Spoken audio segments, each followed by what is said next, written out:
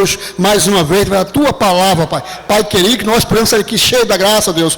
Podemos sair daqui a tua voz, ó Pai, ouvindo a tua voz. Pai querido, cada pessoa que veio aqui, Senhor, possa sair aqui sentindo a tua presença, Deus, agraciado pela tua palavra, que será pregada mais uma vez, ó Pai. Pai querido, de todo o coração, eu agradeço, ó Pai. Continue falando comigo, continue falando com a tua igreja, é da tua palavra, Senhor. Ainda de pé, daqui a pouquinho vamos já ouvir a nossa cantora, mas vamos levantar um clamor agora. E nesse momento, esse clamor que será levantado, quero convidar aqui a nossa irmã Cida, dirigente do nosso círculo de oração. Ela vai levantar um clamor em favor de uma irmã nossa, a irmã Kátia. Ela está... Pode vir, amada. Ela está na última sessão de rádio, quimo e brancoterapia. Na última sessão ela pegou Covid. Sobe aqui, por favor. Ela pegou Covid. Como não há vagas na Grande Vitória, devido à superlotação na última onda agora, então ela foi transferida para Cachoeiro. O estado da irmã Kátia é gravíssimo. Ela está entubada e inconsciente, tá? Ela teve uma melhora hoje, mas ainda continua inconsciente. Eles só dão notícia uma vez por dia. E quando manda para a família me manda e eu mando para a igreja. Tá bom? Oremos incessantemente. A igreja está numa corrente de 24 horas de oração. Eu sei que pessoas, todo mundo está orando. Algumas pessoas colocaram o nome na corrente, mas independente do nome estar ali ou não, o povo está orando com certeza, né? Então, nossa dirigente do círculo de oração vai levantar esse clamor em favor da nossa irmã Kátia. Cumprimento a amada igreja na paz do Senhor, amém, irmãos? Oremos então. Soberano, eterno Deus, Pai de amor, neste momento, meu Deus, em oração, levantamos esse clamor diante do teu altar, ó Pai, crendo na vitória do Senhor, meu Deus. A nossa irmã está ali, meu Deus, ali naquele leito de hospital. Vai de encontro a ela neste momento, ó Deus. Nós cremos no teu poder, Senhor, e sabemos que só o Senhor pode, Pai. Meu Deus, estende as tuas mãos poderosas, Senhor, tuas mãos santas, poderosas sobre ela neste momento.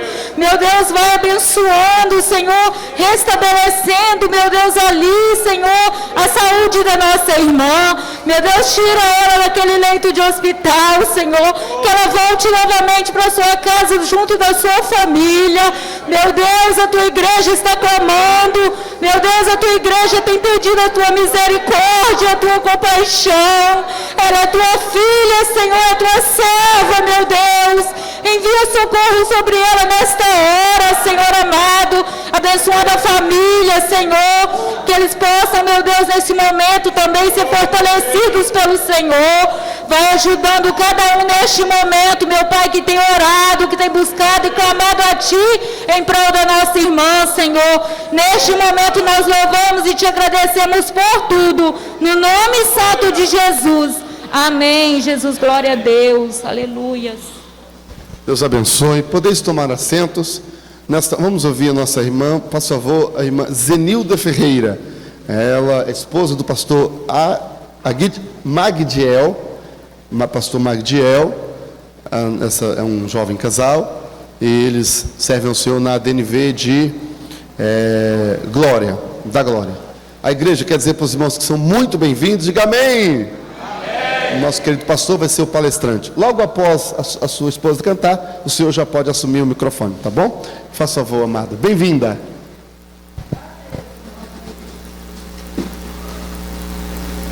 Eu quero saudar a amada igreja com a paz do Senhor Jesus, amém? Que maravilha, né? Nós podermos nesta noite estarmos reunidos para juntos entoarmos louvores e adoração ao nome do Senhor Jesus. Sou grata ao Senhor por conhecer mais uma parte do povo que vai morar no céu. Também agradeço ao pastor Wallace que nos fez o convite de estarmos aqui nesta noite. E com alegria também, louvo a Deus pela vida do meu esposo, também que está aqui conosco. E nós vamos estar adorando ao Senhor Jesus com toda alegria, com todo o vigor nesta noite. Porque nós nascemos com o intuito de sermos verdadeiros adoradores diante da presença do Senhor. Vamos adorar ao Senhor Jesus. Glória a Deus.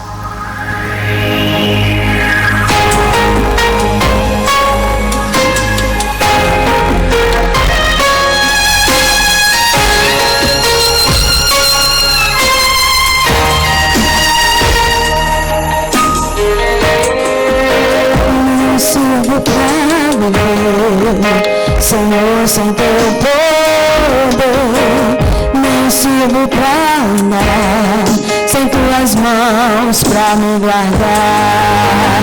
Não sei pra onde ir, teu amor é meu refúgio, debaixo das asas, Deus está comigo. Não sirvo pra a tua essência, é impossível sem a tua presença. Não sirvo pra ver longe do teu amor, a decidir pra sempre. Sou adorado,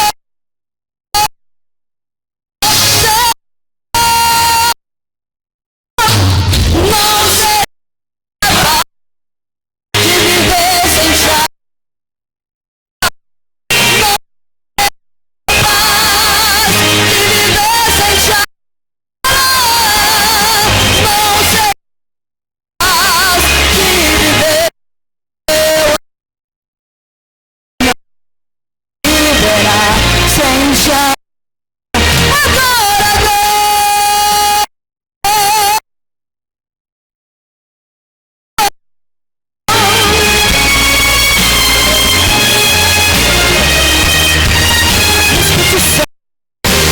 Ainda que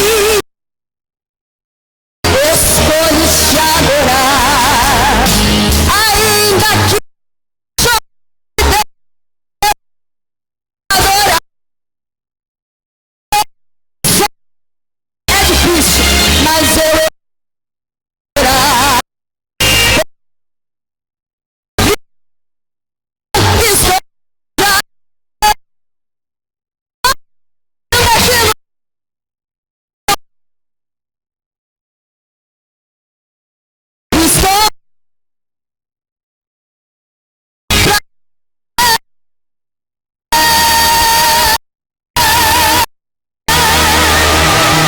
não serei capaz de te adorar, não, não,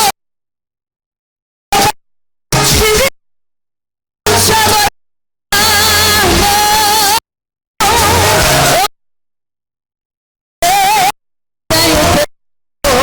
não sobreviverá sem te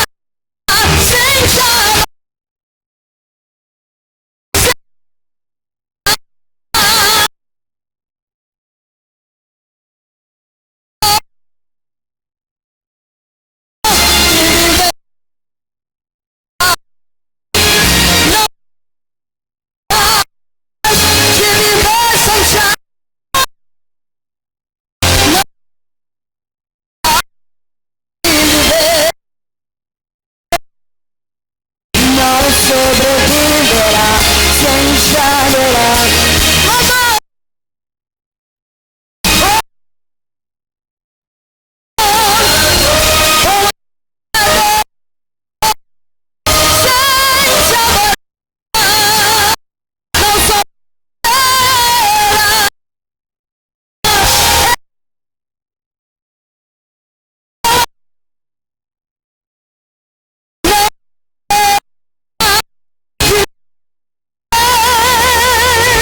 Sem te adorar. Aleluia, Deus, oportunidade de Jesus. Meu Deus, canta fácil, né? Nossa amada irmã também prega, irmã Dani, nossa coordenadora aqui da União Feminina. Vamos trazê-la um dia aqui para ministrar a palavra de Deus. Também registramos a presença da missionária irmã Cleuda. Irmã Cleuda também, ela não gosta que chama de missionária não, mas é que ela trabalha para Jesus, né? Então, muito bem, irmã Cleuda também prega a palavra de Deus. Vamos trazer um dia para ministrar. Pastor Agidmael, não, Magidiel, toda liberdade, tá bom? Bem-vindo. Meus irmãos, a paz do Senhor. Magidiel, falar 3 vezes, fala língua estranha, né? A minha mãe estava muito inspirada quando colocou esse nome. Deus abençoe a vida do pastor Wallace. É um prazer estar aqui convosco pela primeira vez. Tivemos o prazer de estar conhecendo o senhor no aniversário do nosso evangelista Jerônimo. Tem sido bênção de Deus, um grande ensinador, um grande mestre também. Quero louvar a Deus pela vida da minha esposa, missionária Zenilda, que acabou de me anteceder aqui louvando ao Senhor. Somos 5 anos já de casado diante da presença de Deus. Fui conhecê-la no interior, quase uma casa da outra, quase 2 quilômetros de distância. Pregava já dos 13 anos de idade, rodei em muitos congressos e fui casar no meio do nada, irmão.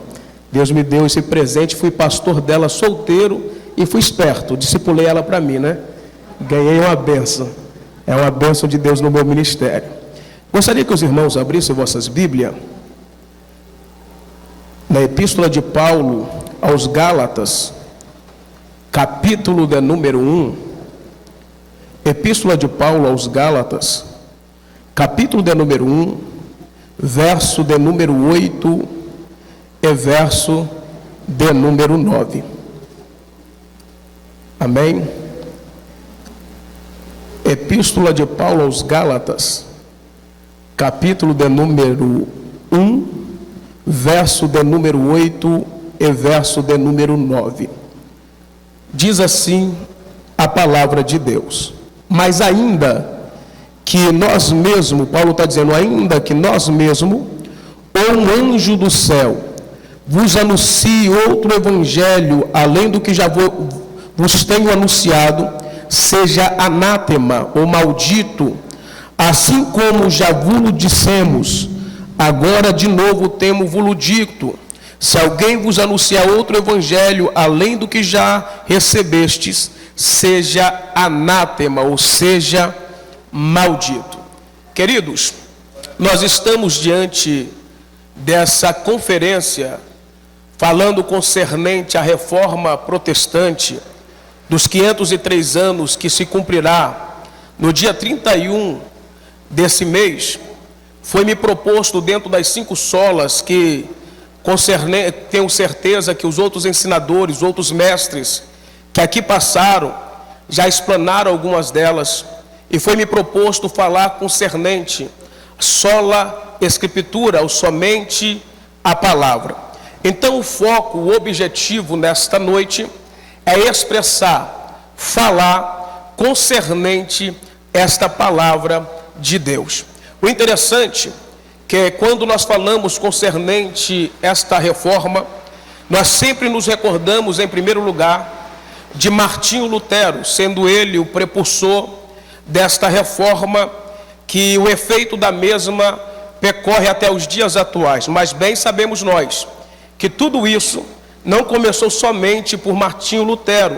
Teve alguns pré-reformadores que antecederam Martinho Lutero nesta reforma protestante. Eita, essa caneta está abençoada. Vamos pular aqui. Sola Escritura. Então, o que antecederam Martinho Lutero na reforma protestante foi esse camarada John Wycliffe. John Wycliffe, para quem não sabe, ele foi professor da faculdade de Oxford, nos Estados Unidos. Ele foi o primeiro homem a traduzir a Bíblia para o inglês. E esse camarada foi um pré-reformador, antes mesmo de Martinho Lutero. Esse camarada ele vai analisar os estudos, os ensinamentos da igreja romana da sua época, e vai comparar com o ensinamento de Cristo, e vai observar que o ensinamento da igreja romana da época não coincidia com aquilo que a Escritura, o que a Bíblia nos revelava, e esse, por sua vez, ele vai começar a combater as heresias ensinadas pela igreja romana, e de fato, que o mesmo vai ser perseguido pela igreja romana. E quando esse camarada John Wycliffe morre, segundo a história vai dizer que a igreja romana vai pegar todos os seus escritos, todas as inscrições que ele deixou, vai queimar diante da praça. Eles vão exumar o corpo de John Wycliffe e vão colocar fogo no seu corpo após de morto, até virar cinza, e o pó do seu corpo foi jogado diante do lago, para tentar parar a Escritura, aqueles que vieram para reformar a igreja romana. Só observação, irmão, nenhum dos pré-reformadores ou reformador Martinho Lutero, ele queria criar outra religião. Eles queriam reformar a Igreja Católica, ok? Então você tem de gravar bem isso no seu coração. Só que John Wycliffe, ele foi um grande influenciador da sua época. Ele influenciou outros pré-reformadores como John Hus. Ele que foi influenciador também de John Hus. John Hus, para quem não conhece a história dele, eu indico já, desde já, para você que é assembleano, e todo assembleano tinha de ler a história do... Meu Deus do céu, sumo da cabeça. Os livros dos heróis da fé. Então você que é leitor, isso, de Orlando Boy, então os heróis da fé, leia, que você vai conhecer a história de John Hus.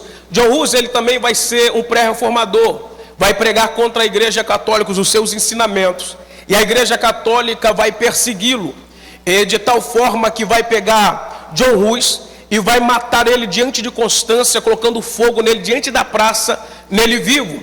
E segundo os historiadores, que quando eles estão matando ele, ele vai cantar louvores e vai lançar uma palavra profética dizendo: hoje vocês matam um ganso, mas daqui 100 anos nascerá um cisne, a qual ninguém poderá matar. 100 anos depois, nasce Martinho Lutero, a qual a Igreja Romana não conseguiu parar e nem conseguiu matar. Mas além desse John Hus, nós vemos também que existiu outro homem por nome de Pedro Valdo, pouco mencionado nos escritos, poucas coisas sabe sobre esse personagem, mas nós achamos diante de algumas biografias, como no livro Homens de Deus, nós vamos ver que Pedro Valdo, ele nasceu em Laio, na França, era um grande comerciante da época, e um dia ele passando nas praças, viu um trovador pregando e ensinando concernente ao rico insensato, e a palavra daqueles trovadores penetrou em seu coração, e o mesmo agora sente-se tocado pelo Espírito Santo em conhecer as Escrituras. Segundo a sua biografia, ele vai vender tudo o que ele tinha, suas riquezas, e agora ele vai traduzir a Bíblia na sua linguagem da época. Ele foi um dos primeiros a traduzir para a linguagem contemporânea da época. E a Igreja Católica naquele período vai começar a perseguir. E o mesmo Pedro Valdo, ele vai marcar uma reunião com o clero, com o Papa, pedindo a liberdade para pregar o Evangelho na igreja. Porém, naquele período, somente os padres, somente o Papa e os padres tinham acesso às Escrituras, e somente eles poderiam pregar. Então não permitiram Pedro Valdo pregar. O que Pedro Valdo faz? Já que me proíbem pregar na igreja, eu vou para a praça. Só que quando Pedro Valdo está pregando na praça, o povo que ia para o culto ou para a missa da igreja romana, eles agora começaram a deixar os cultos, a missa romana, e ir para a praça para ouvir Pedro Valdo. Então a Igreja Católica vai fazer o quê? Vou perseguir eles, vou matar ele. E Pedro Valdo vai ter uma ideia. Ele pegou cada pai de família e deu um manuscrito, uma tradução de um capítulo do Novo Testamento. Por quê? Todo pai de família tinha de decorar. E o mesmo tinha de ensinar a esposa a ensinar os filhos, porque quando a igreja romana pegasse o pai de família para matar, poderia matar ele, mas não tiraria o conhecimento de dentro da família. Assim o evangelho não iria morrer diante dos seguidores de Pedro Valdo, conhecido como os valdenses. Aqui já inicia aos pré-reformadores, que não poderiam deixar a palavra de Deus morrer. Em meio a tantos outros reformadores, como Jerônimo Savonarola, tantos outros que morreram, mas não deixaram que o Evangelho de Cristo morresse. E esta pré-reforma culminou-se em Martinho Lutero, sendo ele o reformador que nós conhecemos. Qualquer dúvida, irmão, sendo um culto de ensino, vocês podem parar e nos perguntar, ok? Então nós vamos falar concernente só a Escritura, ou somente a palavra de Deus. Martinho Lutero, ele vai pregar as suas 95 teses na igreja, na porta da igreja de Wittenberg, vindo protestando contra a igreja romana. E dentro dessas 95 teses, foram divididos em 5 tópicos, nos 5 solas, conhecido aqui já traduzido, falado: sola gratia, somente a graça; sola fide, somente a fé; solus Christus, somente Cristo; sola Escritura, somente a Escritura; soli Deo glória, glória somente a Deus. Percebam-se que essas 5 solas, ela não aparece na história no século XIX, no século XV. Esses 5 solas só vai ser conhecido a partir do século XX. Então, os antecessores de Lutero, nenhum deles pregaram ou ensinaram sobre os 5 solas. Os 5 solas só vai ser ensinado a partir, então, do século XX, que eles vão pegar as 95 teses de Lutero e vão definir dentro das 5 solas da Reforma.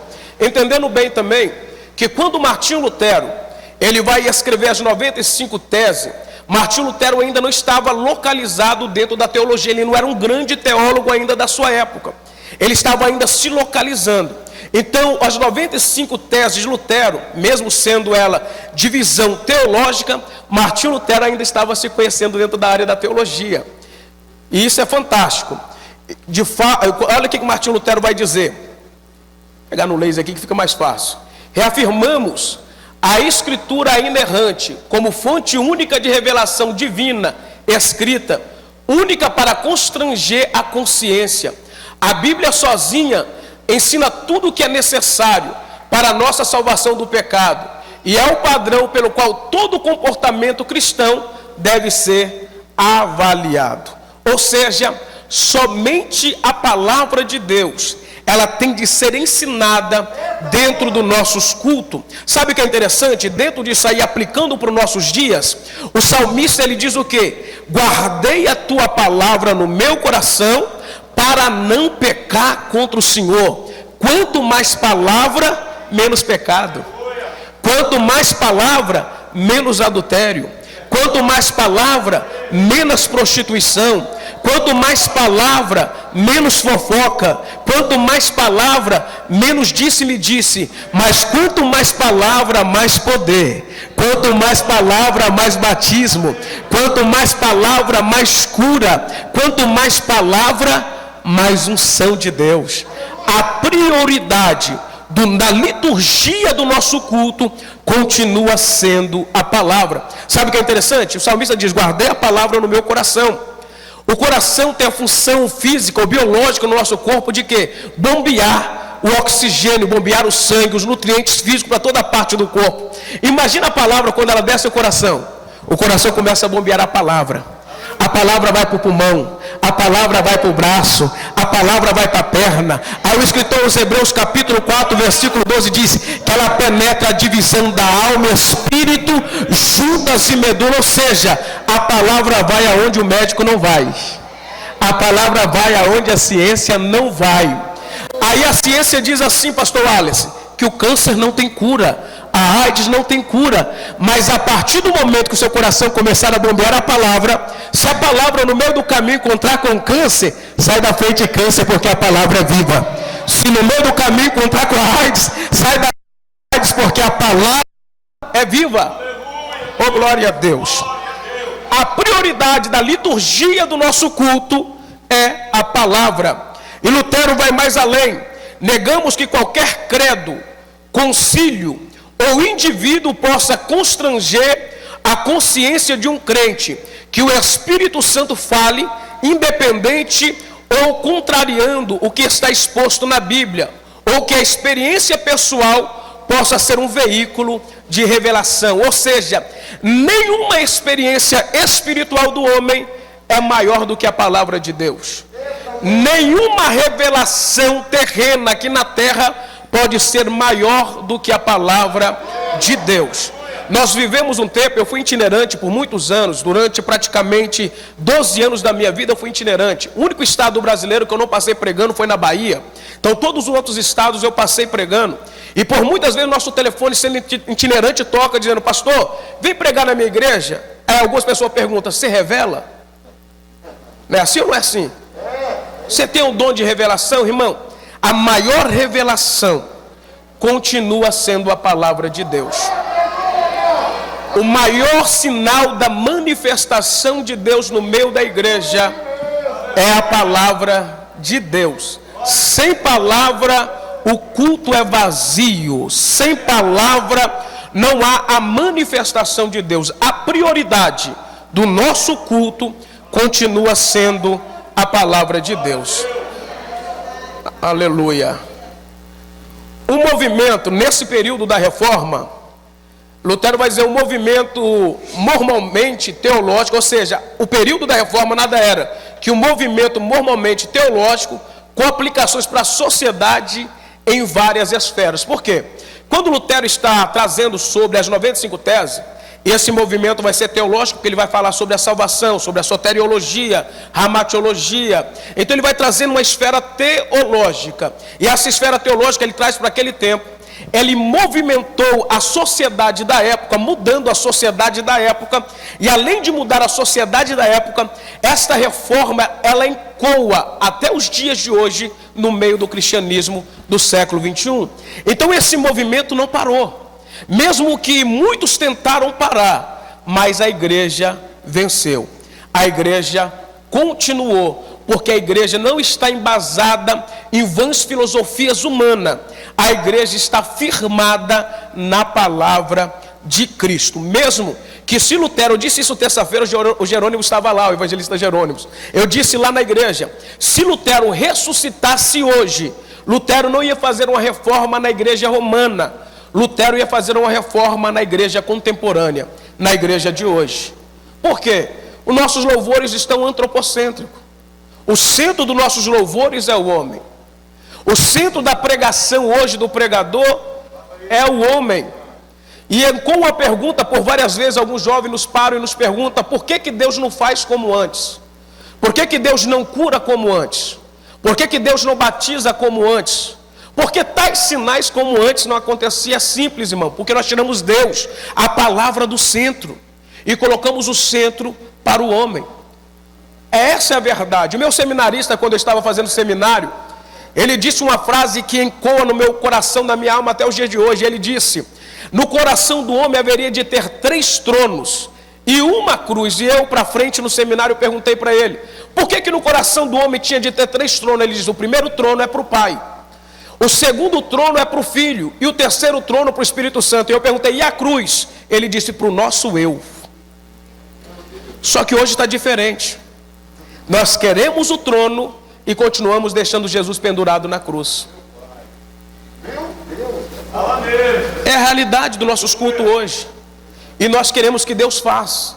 Só que quando nós entendermos isso, tirar Jesus do Calvário e colocar Ele no centro dos nossos cultos, haverá restauração de família, batismo com o Espírito Santo, cura, salvação. Mas isso só acontece se Cristo continuar no centro dos nossos cultos. Quando eu estava falando sobre isso terça-feira, o Mel que disse para mim assim, tinha de fazer uma reforma tanto no meio da pregação, como uma reforma no meio dos louvores. Levitas da casa do Senhor, olha os louvores que você está cantando. Pregadores, cuidado com a mensagem que você está pregando. É tempo de pregar Calvário. É tempo de pregar a ressurreição de Cristo. É tempo de pregar que Cristo está voltando. O cenário em nossa volta está tudo preparado. O mundo, a natureza está tocando sinais para nós. E às vezes eu e você estamos dormindo em meio às grandes tempestades que está acontecendo em nossa volta. O cenário já está preparado, pastor. Eu gosto muito da área de escatologia. Quem gosta da área de escatologia tem visto os sinais em nossas voltas. Só que às vezes nós como igreja não estamos percebendo isso. A perca da primazia da palavra, a apostasia, tudo que está acontecendo na nossa volta é sinal que Cristo, Ele está voltando para buscar a sua igreja, ok? Por que da repetição de sola? Sola fide, sola deu graça. Esse termo sola é somente, ou seja, a primazia, a prioridade é somente Cristo, somente a fé, somente a palavra. Havia um projeto teológico contra a autoridade desturpada da igreja romana. A autoridade da igreja existe, é real, mas não é intrínseca à igreja, é sim derivada do Senhor e da sua palavra. Nos tempos de Lutero, a igreja romana ela colocava acima da palavra, ela era maior do que a palavra. Só que nós entendemos que a igreja ela tem autoridade sim na terra, mas essa autoridade da igreja ela é derivada, ela não é autossuficiente, mas ela é derivada da palavra ou de Cristo. Jesus ele vai dizer aos seus discípulos, aonde tiver 2 ou 3 no meu nome, eu estarei no meio deles. Entenda bem, quando Cristo está dizendo nesse contexto, Ele está dizendo de decisões da igreja, da reunião da igreja, autoridade da igreja. Quando a igreja está reunida para decidir, ela só tem autoridade se a presença de Cristo estiver presente. Sem a palavra e sem a presença de Cristo, a igreja não tem autoridade nenhuma. A autoridade da igreja, ela é derivada da palavra de Cristo. Eu vou mais além. Eu me lembro de Elias. Elias na Bíblia é conhecido como o profeta do fogo. Ele orava, fogo do céu caía, clamava, fogo do céu descia. Se fosse no século 21 hoje, Elias seria conhecido, irmão Jerônimo, como um pentecostal nato. Sim ou não? Orava, fogo caía, clamava, fogo do céu descia. Só que um dia Elias vai para o deserto da vida, e a Bíblia vai dizer que quando ele está no deserto, ele vai dormir dizendo: Deus, me mata, porque não sou melhor do que os meus pais. Me mata, porque somente eu restei de profeta. Diz a Bíblia que ele vai dormir. E quando Elias está dormindo, aparece uma figura teofânica, a presença de Cristo pré-encarnado Elias, dizendo: Elias, desperta, coma desse pão e beba dessa água, porque a sua caminhada é longa. O interessante, sabe o que Cristo está dizendo para Elias? Elias, o ministério não vive só de fogo. O ministério, para ser bem sucedido e a caminhada ser longa, tem de comer pão. Pão é o que, pastor Magdiel? Pão é a palavra. Ministério não vive só de fogo. Sou pentecostal, irmão, amo o poder do Espírito Santo, mas nós não podemos viver só de fogo. O fogo uma hora se apaga, mas a palavra continua eternamente diante da presença de Deus. A prioridade é a palavra, e a igreja só tem autoridade se estiver embasada na palavra de Deus. Se não estiver embasada, nós nem somos igreja, somos somente atrações para atrair o público. Mas a igreja que tem palavra, a manifestação do Espírito Santo sempre é constante na igreja. Quando a reforma eclodiu, podemos então dizer que houve uma redefinição da autoridade da igreja. Vejamos o sentido de autoridade na igreja protestante. O peso da autoridade não está na tradição da igreja como a interpretação oficial da revelação bíblica. Para Roma, ou para a igreja romana, a igreja católica, a tradição é considerada uma outra fonte de revelação. Ou seja, a tradição da igreja católica é outra fonte da revelação. A palavra e a igreja católica, a revelação da igreja católica está pau a pau, lado a lado.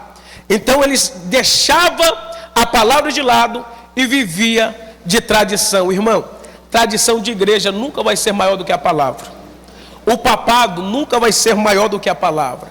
O padre nunca vai ser maior do que a palavra. O pastor nunca vai ser maior do que a palavra. O presbítero nunca vai ser maior do que a palavra. O que é o maior no nosso ministério, na nossa vida, tem que ser a palavra de Deus, ok? A Escritura não precisa de outros intérpretes. A Escritura interpreta a Escritura. A igreja tem autoridade quando possui conformidade com a palavra. Aproveitando esse ensejo, não sei se os irmãos seguem as redes sociais aí. Teve um camarada por nome de René, colocou lá agora um vídeo dele, um grande, que influencia muita juventude desse tempo. Disse que a palavra de Deus tem de ser atualizada, porque arque-herege, né? Nem ser um herege normal, é mais do que um herege. Disse por causa de alguns versículos isolados, a igreja tem que mandado alguns homossexuais, homoafetivos para o inferno por causa de alguns versículos isolados. Então nós devemos atualizar a palavra para que esses possam agregar dentro da igreja e achar-se confortável dentro da igreja. Digo a frase de Dr. Billy Graham: a palavra de Deus, ela é mais atualizada do que o jornal de amanhã. Nós não precisamos atualizar a palavra.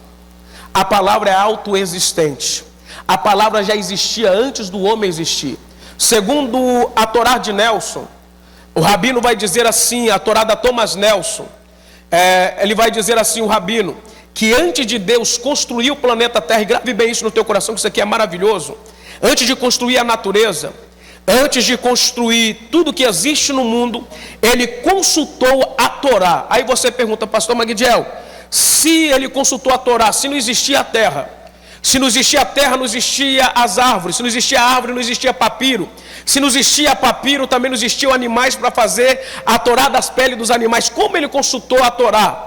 A Torá nada mais é para o judeu do que a palavra de Deus. Então, antes dele criar tudo, ele consultou a palavra. Aí você vai dizer, mas não existia nem a Bíblia. Como ele consultou a palavra? Aí João, no capítulo 1, ele vai dizer, no princípio Deus era o verbo. E o verbo estava com Deus. E o verbo era Deus. O verbo aqui no original, no grego é logos, que é a palavra. Sabe o que está dizendo aqui? Que antes de tudo existir, essa palavra já existia. Antes da natureza existir, a palavra já existia. Antes do homem existir, a palavra já existia. E tem por ele o que João vai dizer no versículo 3: e todas as coisas foram feitas por ele. Ou seja, até você foi criado por causa da palavra. Você tem pentecostal, já tinha dado glória. Se nós estamos aqui, é por causa dessa palavra. Aleluia. A prioridade é a palavra de Deus. Só que, porém, no século 21, irmãos, nós entendemos que somente a Escritura tem de ser o centro do nosso culto. Só que, porém, muitas igrejas têm usado técnicas para tentar atrair o povo, para tentar atrair as multidões, as massas para dentro da igreja. Por exemplo, no ano de 1999, surgiu aí a primeira igreja de movimento reformado, diferenciado, neopentecostal, que é a Bola de Neve. Eu tenho certeza que alguns ouviram aí. Só o púlpito é uma prancha de surf. O povo pode usar alargador, eles fazem atrações gospel dentro da igreja, baile gospel. Entenda bem, irmão, nós podemos atrair até um povo através de baile gospel, mas o baile não transforma. Nós podemos atrair até o povo pelo forró gospel, mas o forró gospel não transforma. Nós podemos atrair a multidões por movimentos que não seja bíblico, pode até atrair, mas não transforma. A única coisa que transforma o homem é a palavra de Deus. E isto é maravilhoso para nós. A única coisa que transforma. Até mesmo na literatura cristã, nós podemos ter alguns livros informam, outros livros reformam, mas só a palavra transforma. É a única coisa. É só a palavra.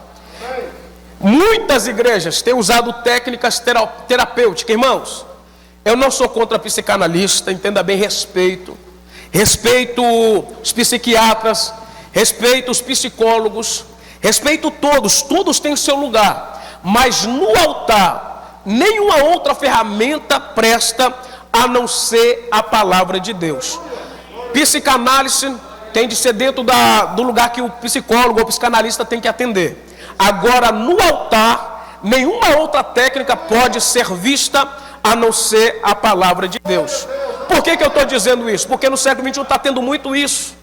Hipnose no nosso altar. Tem tido um movimento que quer atrair o povo, mas o que atrai, o que liberta, ainda é somente a palavra de Deus. Além dessas técnicas terapêuticas, nós estamos trabalhando também no século XXI com muito marketing. Vocês já repararam isso? Os movimentos da igreja hoje é somente através de marketing. Só uma observação. O pastor Alisson fez um cartaz aí do evento que nós estamos agora nessa conferência. Só que outros pregadores, se fosse vir para essa conferência, além de fazer o seu cartaz, ele ia fazer o cartaz dele próprio, dizendo: vou estar lá na conferência, vou estar lá, vão comigo, fazendo o segundo marketing da igreja. Pregadores que só vivem em cima de marketing. Quando eu me converti há 16 anos atrás, nós pregávamos contra marketing. Quem foi dessa época também conhece. Porque nós entendíamos que no meio do nosso culto, quem aparece não é o cantor. Quem aparece não é o pregador. Quem aparece no nosso culto tem de ser Jesus de Nazaré. Eu prego uma mensagem, não estava dentro da minha forma de pensar nessa, não, mas o Espírito Santo está nos conduzindo. Eu prego uma mensagem com o tema: as 4 fases da lua e as 4 fases da igreja. Qual é a fase da igreja? Da lua. Lua nova, lua cheia, lua minguante, lua crescente. A igreja também vive por essas fases. Só que o problema da igreja, da lua, não é quando ela está na fase minguante, nem na crescente, nem na nova. O problema dela é quando ela está na lua cheia. Por quê? Quando ela está na lua cheia, há momentos que ela entra na frente do sol, e o sol é representação de Cristo. E quando ela entra na frente do sol, acontece o quê? Eclipse. O problema de nós queremos aparecer mais do que Cristo traz escuridão para dentro da igreja. Meu Deus do céu, fala mesmo, Jesus. Ô glória, quem tem de brilhar na igreja é Jesus de Nazaré. É Ele que brilha. Dá uma salva de palmas para Jesus.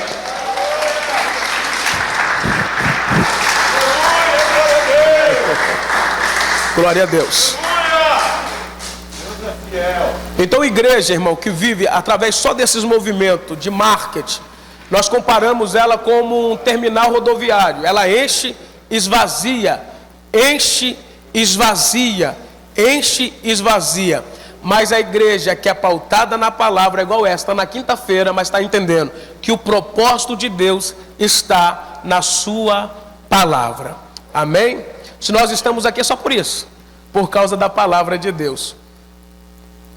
O ritmo do mundo de entretenimento muitas vezes tem mais voz naquilo que a igreja, no que a igreja quer e como funciona e no que oferece a palavra de Deus. Ou seja, o mundo hoje, ele está influenciando a igreja nos ritmos, nos louvores, nas músicas, e nós estamos vivenciando esse tempo no século 21.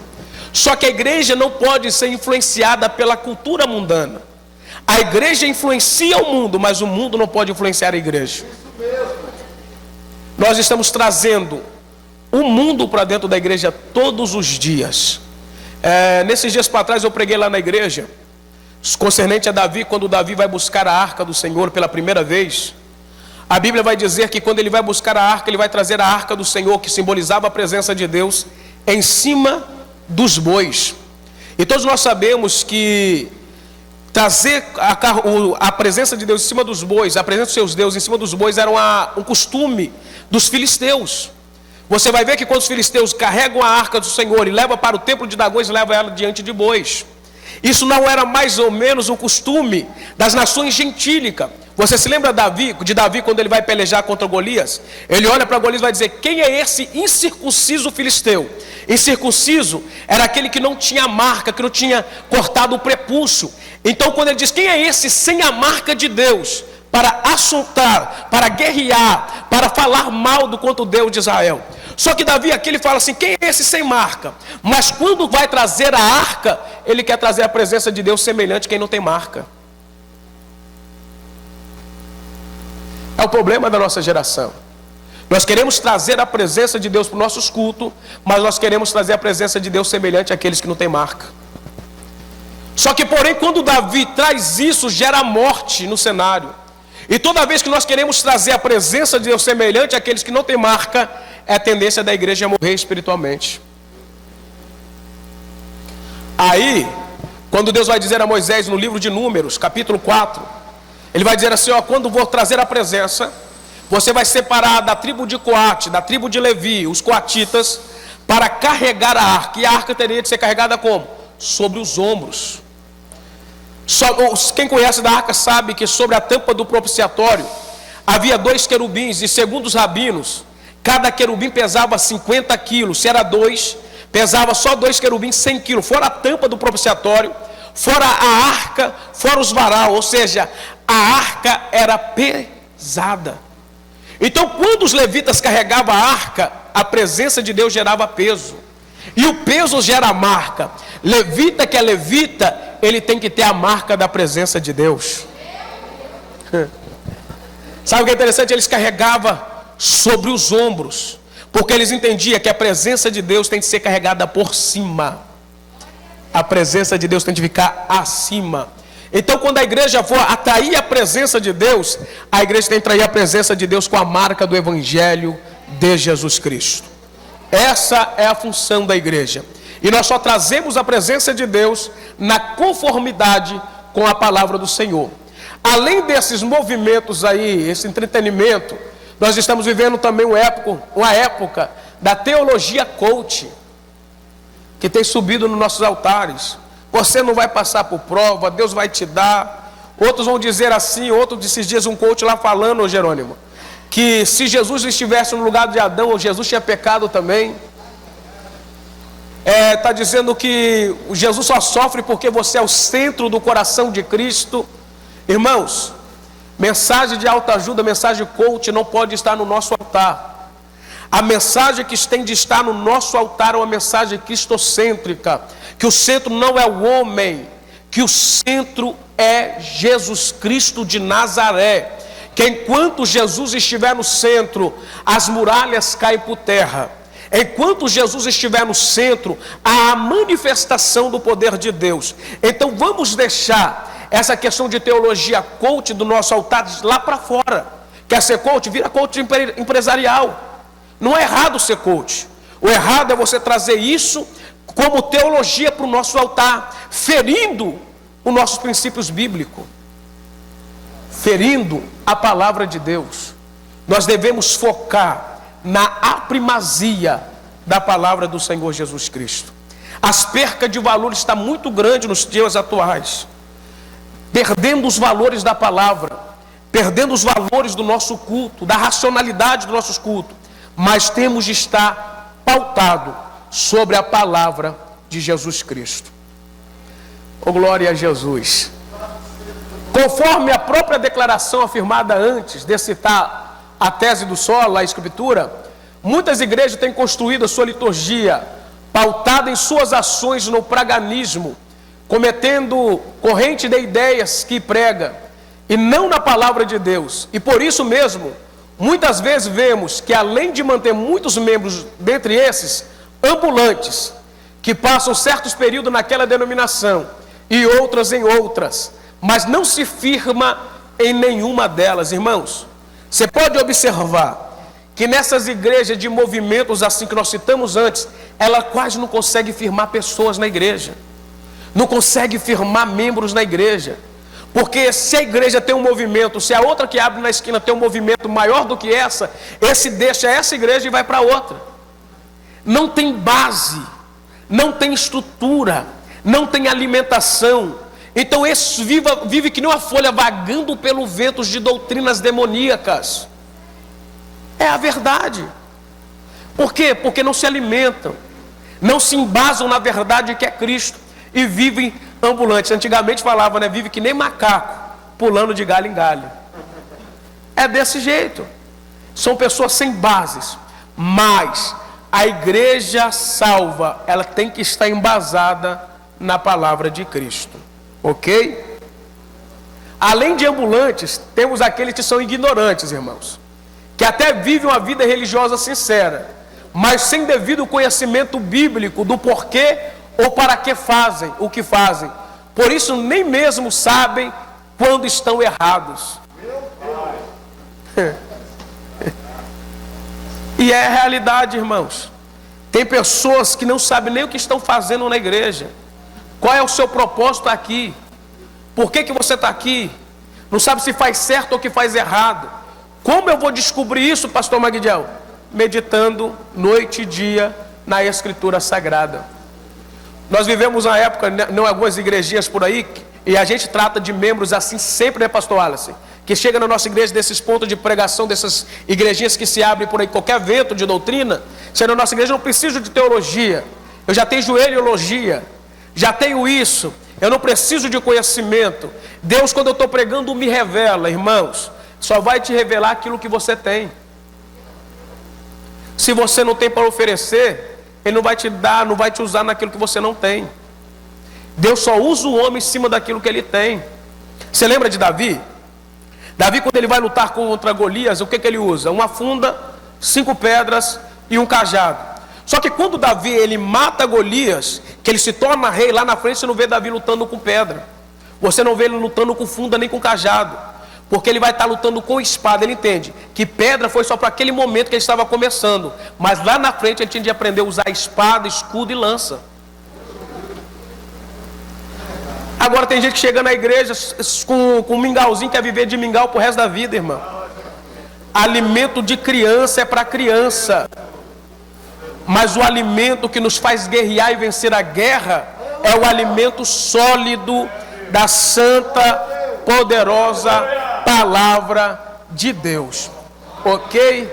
E esses não aceitam conselhos, irmãos. O problema desses que não aceitam conselho.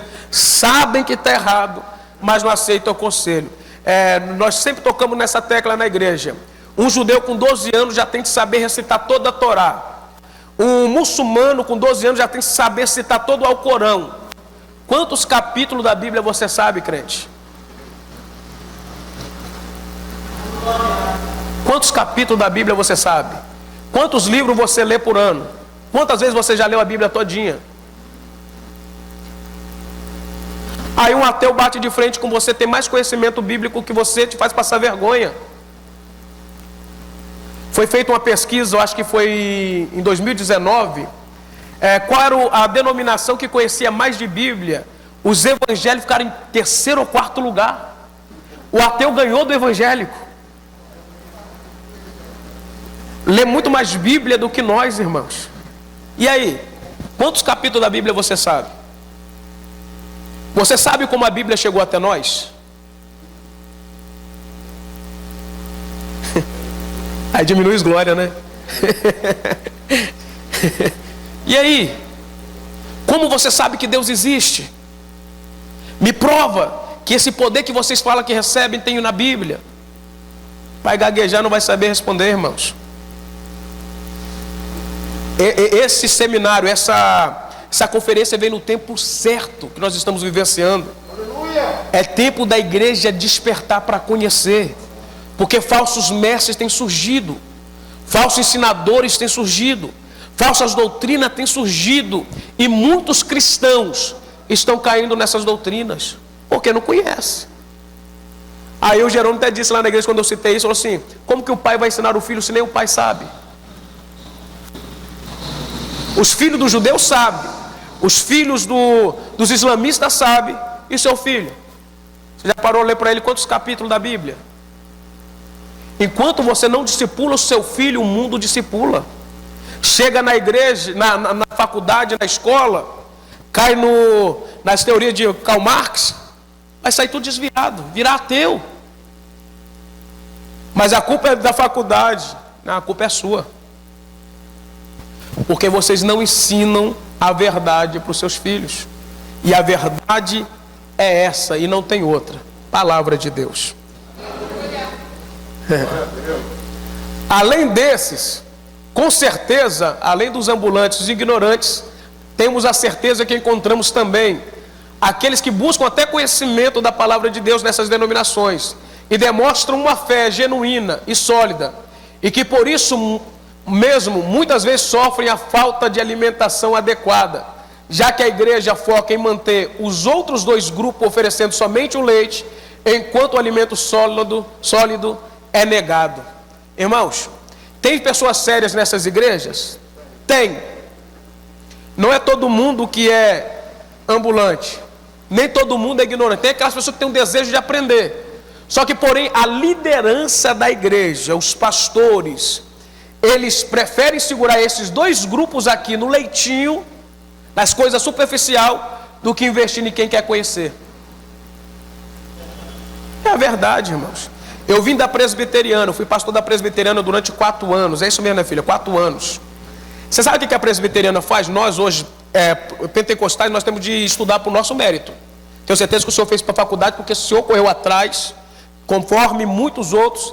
A presbiteriana, ela pega uma pessoa que tem a chamada, faz o quê? Você tem chamada, você quer isso mesmo para você? Quero. Vai para a faculdade aprender. E a própria igreja paga. Líderes investem. E sabe o que eu louvo a Deus pela vida do Wallace? Que ele entendeu que tem de investir no conhecimento da igreja. Talvez não tenha condição de mandar você para a faculdade, mas tem trago o conhecimento até vocês. Só não cresce no conhecimento, irmão, quem não quer. Porque nós devemos de nos alimentar de um alimento sólido, que é a palavra de Jesus Cristo. Amém? Já vou caminhar por sinal que o relógio parece que fez que nem um ventilador. Voltando à reforma protestante, uma das reivindicações dos reformadores era que cada cristão pudesse ter a Bíblia em seu próprio idioma, para que desta forma tivéssemos acesso à palavra de Deus e estudássemos. Era isso que os escribas de Bereia faziam. Irmão, isso aqui é fantástico. Enquanto Paulo estava pregando, os bereanos estavam olhando na escritura. O que ele fala é verdade, o que ele não fala não é verdade, o que ele fala não é verdade. Sabe o que a igreja do Senhor tem de voltar? Ser como os bereanos. Não se alimentar de qualquer coisa, não comer gato por lebre. Tem de estar examinando a escritura sagrada. Só que hoje o pregador chega no altar, irmãos, abre a Bíblia comigo, lê o texto, fecha a sua Bíblia e coloca no banco. Não é assim, Jerônimo? Irmãos, analisa a Bíblia. Jerônimo já gritou lá, não fecha a minha não. Tem de continuar com a Bíblia aberta para ver o que ele está falando. Teve uma ocasião lá, que eu tive de tratar com a igreja. Um pregador chegou lá para pregar, não vou citar o nome do abençoado, e começou a pregar sobre Davi. E foi dizer que Davi era bastardo, filho de uma prostituta, porque o salmista ele diz que pelo pecado me concebeu a minha mãe. Irmãos, e eu não estava na igreja nesse dia. Aí eu perguntei a um dos obreiros, foi como o culto? Foi em bênção, pastor, foi bênção. Foi olhar o vídeo. O Gerão também estava não, senão eu tinha me pegado. Sangue de Jesus, irmãos. Fiquei atribulado, pastor, aquela noite. Na terça-feira eu tive de preparar um ensino desconstruindo tudo. E o povo novo convertido chegou para mim, pastor, se você não desfaz isso, eu estava achando que eu estava conhecendo tudo sobre Davi. E aí, se a igreja não estiver estruturada na palavra? Dentro dessas doutrinas que tem surgido no tempo para cá. Irmãos, a prioridade da igreja continua, tem que ser a palavra de Deus. É por isso que a igreja do século 21, não todas, mas a maioria, tem começado a embarcação se afundar, porque tem perdido os seus maiores valores, que é dentro da palavra de Deus. Eu preguei sobre Jonas lá na igreja esses dias, no trabalho de Santa Ceia. Você vai observar que quando Jonas está na embarcação, o problema sendo ele desce para o porão, uma tempestade está assolando a embarcação. A Bíblia vai dizer que os tripulantes da embarcação estão pegando as fazendas e lançando ao mar. Fazenda era pano finíssimo, era algo na época de extremo valor. Enquanto Jonas, que era o profeta, estava na embarcação dormindo, a embarcação perdendo os valores. É o que está acontecendo hoje. Enquanto a maioria das lideranças estão dormindo, a igreja perdendo os valores. Pecado entrando dentro da igreja, divisões dentro da igreja. Tudo isso acontece porque muitas igrejas estão perdendo os valores, que é a palavra. Interessante que quando Paulo está indo em direção a Roma, na Itália, para ser julgado, a Bíblia vai dizer que antes da tempestade vir, ele vai dizer para os tripulantes da embarcação, comamos, nos reanimamos. E quando eles comem, no capítulo 27 de Atos vai dizer, e comendo eles, pegaram o trigo e lançaram ao mar. Só que depois que ele lança o trigo ao mar, versículos posteriores, dizem que a embarcação sofreu um naufrágio, irmão. E eu parei dentro disso, lançaram o trigo ao mar. E lá na frente a embarcação sofre um naufrágio. Trigo é o quê? A matéria-prima de fazer o pão. Pão é a palavra de Deus. Depois que ele joga o trigo no mar, a embarcação se afunda. Todas as vezes que nós pegamos isso e deixamos em último plano, em segundo plano, a tendência é da nossa embarcação se afundar. A tendência é da igreja se afundar. Mas enquanto a palavra for o centro dos nossos cultos, ser o centro dos nossos louvores, ser o centro da nossa liturgia, Deus vai voltar a operar novamente, a embarcação não vai se afundar. É tempo da igreja ter um despertamento espiritual e voltar a entender que o propósito é a palavra de Deus. Uma hora já foi embora, viu? Só mais 5 minutinhos, pastor. Vamos lá. O próprio Lutero, quando foi obrigado na dieta de Worms a negar os seus ensinos e acatar ao que a Igreja Católica Romana determinava através do seu Papa, afirmou: a menos que me convençam pela Escritura ou por razões claras, de que estou errado, eu permaneço constrangido pela Escritura ou pelas Escrituras.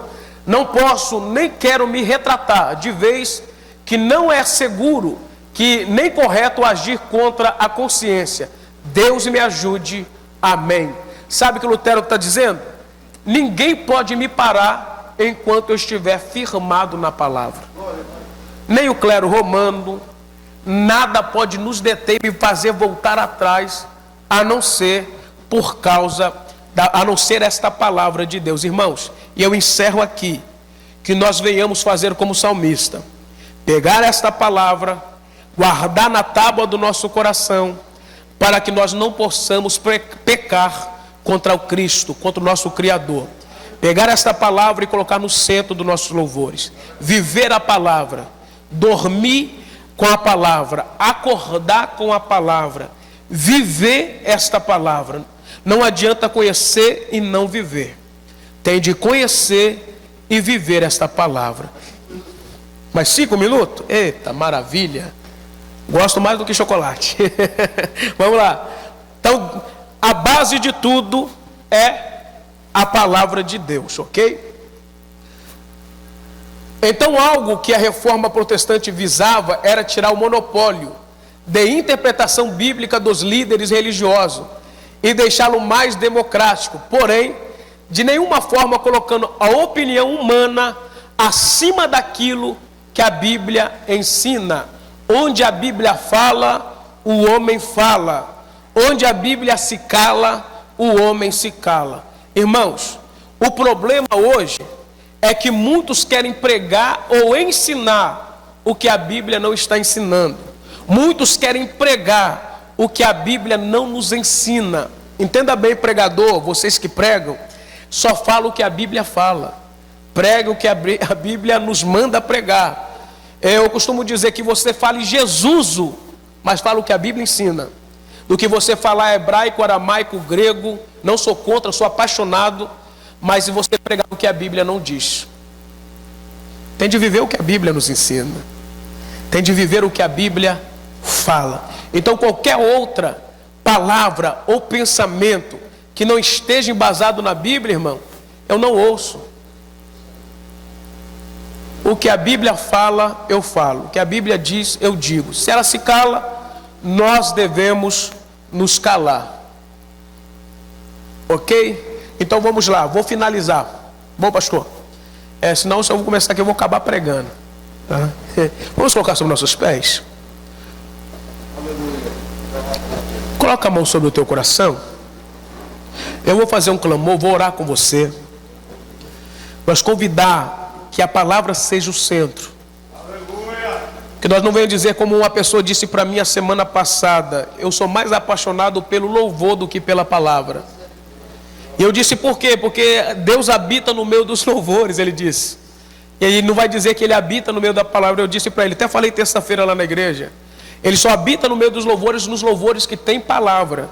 Se não tiver palavra no louvor, é meras canções, cantigas. Só tem a habitação dele se no louvor tiver palavra. Mas por que a Bíblia diz que ele não habita na palavra? Porque ele é a própria palavra. Oh, glória a Jesus. Curve a tua cabeça, por favor. Soberano Deus, a ti nós tributamos louvores, a ti nós tributamos honra, a ti nós tributamos glória. Somente o Senhor é digno de toda exaltação. Somente o Senhor é digno de todo louvor. Pai, eu peço ao Senhor, como ministro do teu evangelho, traga um despertar espiritual sobre a tua igreja. Senhor Deus, não somente esta igreja que nós estamos aqui, mas toda a igreja que te adora em espírito e em verdade. Senhor Deus, que nesse tempo seja um tempo de despertar espiritual. Que nesse tempo, Senhor, que nós venhamos voltar a entender o propósito do Senhor na tua palavra.